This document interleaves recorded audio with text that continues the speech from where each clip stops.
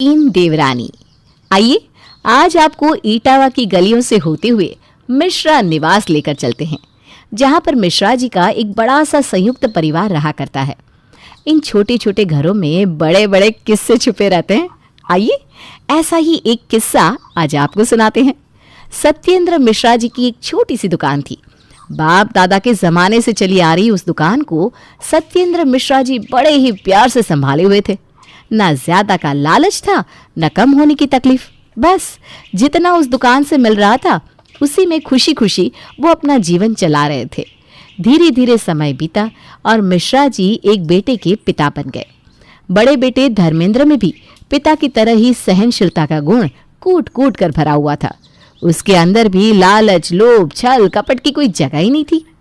धर्मेंद्र के जन्म के बाद धर्मेंद्र की मां काफी बीमार रहने लगी और अगले 10 साल यूं ही रुक्मिणी की सेहत और धर्मेंद्र को संभालते हुए बीत गए।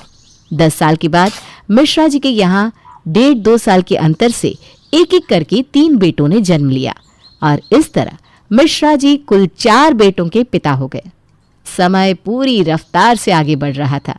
4 बच्चों को संभालते, उनकी परवरिश करते कब समय पंख लगाकर उड़ गया कोई समझ ही नहीं पाया और देखते ही देखते बड़े बेटे धर्मेंद्र की शादी का समय आ गया। बड़ी बहू सुमन पति धर्मेंद्र की तरह ही बहुत गुणी और शांत स्वभाव की थी। 3 देवर की जिम्मेदारी उसने बखूबी संभाली और अपने संतान की तरह ही पाल पोस कर तीनों देवरों को बड़ा कर दिया। धीरे धीरे तीनों की शादी भी हुई और सुमन के बाद 3 देवरानियां भी घर में आ गई। अजी सुनते हैं, अब कब तक इस एक छोटी सी दुकान के भरोसे हमारा इतना बड़ा परिवार चलता रहेगा? मैं कहती हूँ बड़े भाई साहब से बात करके अपनी कोई अलग दुकान क्यों नहीं खुलवा लेते? पता नहीं कैसे इन मुट्ठी भर पैसों में भैया भाभी अपना सारा जीवन बिता लिया। उनकी इच्छा नहीं होती क्या कि आगे बढ़े, 4 पैसे कमाए? देख रहे हो दुनिया कहाँ से कहाँ पहुँच गई है और तुम्हारे बड़े भाई साहब आज तक वही छोटी सी पुरानी दुकान में बैठ रहे हैं। ना वो खुद जीवन में तरक्की करेंगे, ना तुम लोगों को आगे बढ़ने देंगे। मैं तो कहती हूँ समय रहते भाई साहब से बात करके अपना अलग व्यापार कर लो। जब से तीनों भाइयों की शादी हुई थी घर में बगावत की आवाज़ सुनाई देना शुरू हो गया था। कुछ दिन बाद, देखो पिताजी की एक छोटी सी दुकान है, उसके अलावा मेरे पास और कोई तो रोज़गार का साधन नहीं है। इस छोटी सी दुकान के भरोसे पिताजी ने हमें पाला पोसा, हमारी सभी ज़रूरत का ख्याल रखा। पिताजी तो हमारे बीच में नहीं रहे, इसलिए पिताजी के जाने के बाद उनकी ये दुकान विरासत समझकर मैंने संभाली है। भैया जब तक हम छोटे थे तब तक तो आप अकेले ही पिताजी की दुकान चला रहे थे, लेकिन अब तो सभी को अपना अपना परिवार चलाने के लिए पैसों की ज़रूरत है। मैं भी चाहता हूँ कि मैं अपना कोई छोटा सा व्यापार कर लूँ। आखिर इस एक दुकान से सबका घर कैसे चल पाएगा? मेरा भी यही मानना है कि पिताजी की दुकान को बेच देते हैं और उससे जो भी रुपया मिलेगा उसे हम चारों भाई आपस में बांट लेंगे और फिर अपने अपने रुपयों से हम चाहे अपना बिजनेस करें या फिर उस पैसों को बैंक में रखें, वो हमारी मर्जी होगी। मुझे तो दुकान करने में कोई इंटरेस्ट नहीं है भैया। आप दुकान बेचकर मुझे मेरा हिस्सा दे दीजिए, मैं तो नौकरी करना चाहता हूँ। ये तुम कैसी बात कर रहे हो? पिताजी की ये दुकान मेरे लिए उनकी आखिरी निशानी है। इस दुकान को मैं किसी भी कीमत पर बेचूंगा नहीं। अगर तुम तीनों की यही सलाह है कि तुम इस दुकान पर नहीं बैठना चाहते तो ठीक है, ना बैठो, लेकिन इसे बेचने की बात मत करना। अरे भैया लेकिन ये दुकान कोई आपकी तो है नहीं, ये तो पिताजी की दुकान है ना। और पिताजी की दुकान हो या प्रॉपर्टी, सब पर हमारा बराबर बराबर अधिकार है। आप अकेले इसे कैसे रख सकते हैं? अपने भाइयों की बात सुनकर बड़े भाई धर्मेंद्र को गहरा धक्का लगा था। वो मार्केट में दुकान का दाम पता करता है तो उसे पता चलता है कि उनकी दुकान 20 लाख में बिक सकती है। घर आकर, सुनो, दुकान के 20 लाख रुपए मिल रहे हैं। 4 हिस्से करने पर 5 लाख हमारे हिस्से में आएगा। क्या सिर्फ 5 लाख रुपए के लिए पिताजी की ये पुश्तैनी दुकान बेच देना सही होगा? मेरा तो दिल नहीं मान रहा। और हमारी ऐसी कौन सी ज़रूरत है जो दुकान से आज तक पूरी नहीं हो पाई? और ये दुकान सिर्फ दुकान नहीं है, ये पिताजी का आशीर्वाद है। चाहे कुछ भी हो जाए, मैं दुकान नहीं बेचना चाहता। पापा आपकी भावना मैं समझता हूँ, मुझे पता है आपको दुकान से कितना लगाव है। आप परेशान मत होइए जी, आपकी बात बिल्कुल ठीक है। ये दुकान आपके पुरखों की धरोहर है, इसे बेचना तो सरासर बेवकूफ़ी ही होगी। ठीक है, एक काम करिए, आप अपने तीनों भाइयों को उनके हिस्से का 5-5 लाख दे दीजिए और उसके बाद आराम से इस दुकान को चलाइए। ऐसा करने से तो उन्हें भी दिक्कत नहीं होगी और आपका भी दुकान न बेचने का वचन रह जाएगा। लेकिन भाग्यवान, इतना पैसा आएगा कहाँ से? 15 लाख रुपए कोई छोटी रकम तो होती नहीं है। आप फिक्र क्यों करते हैं? मेरे पास कुछ गहने हैं और बैंक में भी तकरीबन 5 लाख रुपया जमा है। बाकी कुछ पैसा बैंक से लोन ले लेते हैं। अब हमें कुछ ना कुछ तो कठोर निर्णय लेना ही होगा ना। पत्नी की बात सुनकर धर्मेंद्र उससे सहमत हो जाता है और अपनी सारी जमा पूंजी और बैंक से लोन लेकर तीनों भाइयों को उनका हिस्सा देने के बाद दुकान का अकेला वारिस हो जाता है। अपने अपने हिस्से के 5-5 लाख पाकर तीनों भाई भी खुशी से फूले नहीं समा रहे थे। अरे मुझे तो समझ में नहीं आता कब तक भैया लकीर के फकीर बने रहेंगे। क्या सोचकर उन्होंने ये छोटी सी परचून की दुकान के बदले में बैंक से इतना भारी लोन उठा लिया। आमदनी अट्ठनी भर नहीं है और कर्ज लाखों का। खैर हमें क्या, हमें तो अपने हिस्से का 5 लाख रुपया मिल गया। अब भैया चाहे दुकान को चलाए या बेचे, हमें क्या मतलब। तीनों भाई अपनी अपनी दुनिया में मगन हो गए थे। आज तक तो घर का खर्चा बड़े भैया और भाभी ही चला रहे थे, इसलिए छोटे भाई और उनकी पत्नियों को इस बात का एहसास ही नहीं था कि घर कैसे चलता है। महंगाई और तंगी का एहसास तो उन्होंने आज तक कभी किया ही नहीं था। लेकिन बड़े भाई भाभी के आंचल से निकलने के बाद अब उन्हें आटे दाल का भाव समझ में आने लगा था। ईश्वर की कृपा हुई और धर्मेंद्र की दुकान, जो आज तक ठीक से चलती भी नहीं थी, वो दौड़ने लगी। देखते ही देखते धर्मेंद्र के दिन बदलने लगे और वो एक छोटे से दुकानदार से बड़ा व्यापारी हो गया। अरे फूटी किस्मत हमारी, जो बाबूजी की सोना उगलने वाली दुकान को हमने ठुकरा दिया। देखो तो कैसे दिन बदल गए भैया भाभी के। अरे राज कर रहे हैं, राज।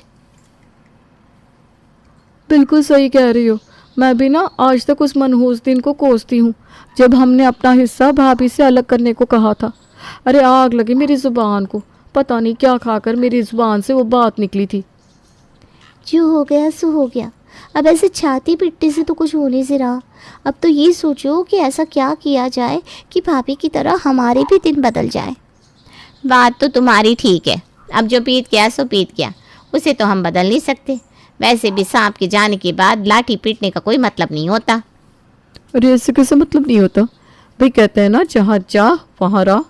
तुम लोगों को शायद ये बात पता नहीं कि भैया ने बेशक हमें हमारे हिस्से के पैसे देकर दुकान की हिस्सेदारी अपने नाम कर ली हो, लेकिन आज तक कानूनी रूप से कोई लिखा पढ़ी नहीं हुई है। मतलब अगर हम चाहे तो हम अब भी दुकान हासिल कर सकते हैं। क्या बात कर रही हो? ये तो धोखाधड़ी हुई ना। ऐसे कैसे? अब क्या हम अपने जेठ जेठानी के साथ फ्रॉड करेंगे? अरे तुम गलत समझ रही हो हमको। हम कोई फ्रॉड करने को नहीं कह रहे हैं। हमारे कहने का मतलब है भैया भाभी की दुकान बढ़िया चल रही है, खूब पैसे आ रहे हैं उनके पास, और एक हम है जब से अपना अपना देखने लगे दिन पर दिन पनौती ही लगती जा रही है। क्यों ना हम भाभी को अपनी तरफ कर ले ताकि वो फिर से हमें दुकान में हिस्सेदार बना ले। अरे दुकान का 25% प्रॉफिट भी आने लगेगा ना, तो हमारे भी दुख दूर हो जाएंगे। तुम्हें सच में लगता है भाभी अपनी दुकान में हमें फिर से हिस्सेदारी देंगी? अरे हम इतने मीठे हो जाएंगे, इतने मीठे हो जाएंगे ना कि भाभी न चाहते हुए भी घुल ही जाएंगी हमारी चाशनी में। बस अब तुम देखती जाओ। कहते हैं प्यार में बड़ी ताकत होती है, हमें प्यार को ही अपना हथियार बनाना है। तीनों देवरानियां मिलकर प्लान बनाती है और सीधी सादी जिठानी को अपने शातिर इरादों में फंसाने के लिए जाल बुनने लगती है। 2 दिन बाद, अरे भाभी देखो तो कितना काम करती हो आप, बिल्कुल कमज़ोर हो गई हो।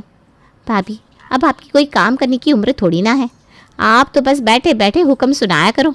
आपका हुक्म बजाने के लिए हम 3 देवरानियां हैं ना, क्यों किंजल? अरे बिल्कुल ठीक कहा आपने।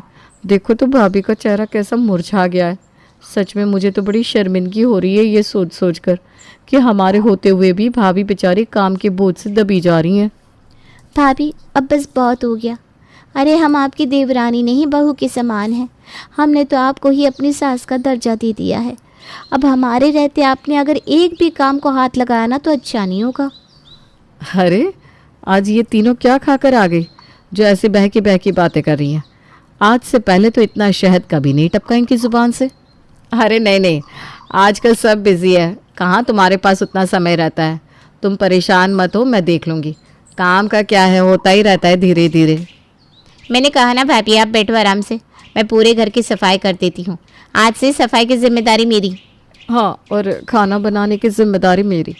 और कपड़े बर्तन के अलावा आपकी सेवा की जिम्मेदारी मेरी। लो, हो गया सारा फैसला, बस बढ़ गया ना काम। अब आप आराम से बैठकर टीवी देखो, हम मिलजुल कर काम निपटाते हैं। जेठानी के मना करने के बाद भी तीनों देवरानियां जेठानी के लिए ऐसे प्यार की गंगा बहा रही थी कि जेठानी सुमन ना चाहते हुए भी उनकी बात मान ही लेती है। अब तो ये रोज़ का ही काम हो गया था। रोज़ सुबह उठकर तीनों देवरानियां अपना अपना मोर्चा संभाल लेती, बिना कहे ही घर का सारा काम हो जाता और सुमन वाकई सेठानियों की तरह बैठी सिर्फ उन्हें काम करते देखती रहती। बढ़िया से बढ़िया पकवान बनकर डाइनिंग टेबल पर सज जाते, पूरा घर शीशे की तरह चमकने लगता। कोई उसके बालों में तेल लगाती तो कोई उसके हाथ पैर दबाती। इतना सुख तो सुमन ने अपने जीवन में कभी देखा ही नहीं था। देवरानियों के प्रेम और समर्पण भाव से सुमन का मन गदगद हो रहा था। अरे, हम भाभी की इतनी सेवा कर रहे हैं, लेकिन भाभी तो कभी दुकान की बात अपने मुंह से निकालती नहीं। कहीं हमारी सारी सेवा पानी में ना चली जाए। मुझे तो लगता है अब हमें भाभी को अपने इरादे बता देने चाहिए। ठीक कहती हो, अब भाभी से ही बात कर लेते हैं। भाभी, सच बताओ ना, हमें बड़ा ही पछतावा है कि बाबूजी की दुकान से हमने अपने हाथ पीछे कर लिए। आपके देवर जी तो बहुत अफसोस करते हैं, दिन रात बस यही सोचते रहते हैं किस तरह भैया की दुकान तरक्की करे। आपकी तरक्की से सबसे ज़्यादा खुशी अगर किसी को मिली है ना, तो वो हम दोनों को ही है। अरे नहीं नहीं, ऐसी बात नहीं है, हम भी कोई भैया की तरक्की से जलते थोड़ी ना है। अरे भाई, परिवार तरक्की करता है तो सबसे ज़्यादा खुशी अपनों को ही तो होती है। हम भी ना बहुत खुश हैं। भैया की छोटी सी दुकान देखो आज कहाँ से कहाँ पहुँच गई। बल्कि कल तो ये कह रहे थे कि सोच रहा हूँ एक छोटा सा लोन निकाल कर दुकान में थोड़ा रेनोवेशन का काम करवा दूँ। आखिर भैया ने जीवन भर हमारे लिए इतना किया है, हमारी भी तो कोई जिम्मेदारी बनती है या नहीं। अरे बस बस बस, तुम तीनों की बातें सुनकर ना मेरा मन बड़ा भारी हो गया। सच में इतने प्यार करने वाले देवर देवरानी भगवान सबको दे। खूब तरक्की करो, दूधो नहाओ, पूतो फलो। और हाँ, ऐसा मत समझना कि सुमन तुम्हारी सेवा सत्कार भूल जाएगी। और सेवा के मेवा तो ज़रूर मिलते हैं। मैंने भी सोच लिया है कि मैं तुम्हें तुम्हारा हिस्सा ज़रूर दूंगी। क्या हिस्सा? हाँ भाई, अब तुम तीनों मेरे लिए इतना कुछ कर रही हो तो मेरा भी तो कुछ फ़र्ज़ बनता है या नहीं। थोड़ी देर बाद, देखा, मैंने कहा था ना, प्यार से कोई भी समस्या सुलझाई जा सकती है। आ गई ना भाभी हमारे झांसे में। अब तुम लोग देखो कैसे भाभी उस दुकान का पार्टनर हमें बनाती है। लेकिन मैं ये सोच रही हूँ कल को कोई विवाद ना हो, उसके लिए हम लोग ना ये जो 5-5 लाख रुपए लिए थे वो वापस कर देते हैं। हिसाब भी क्लियर हो जाएगा, फिर उसके बाद तो अपनी चांदी ही चांदी है। 2 दिन बाद, भाभी, हम लोग बहुत शर्मिंदा हैं। हमने बाबूजी की दुकान के टुकड़े कराए। अब जो बीत चुका उसे तो हम सही नहीं कर सकते, लेकिन अब ये ना 5 लाख का बोझ हमसे नहीं सहा जाएगा। ये 5 लाख आप हमारी तरफ से दुकान की मरम्मत में लगा देना।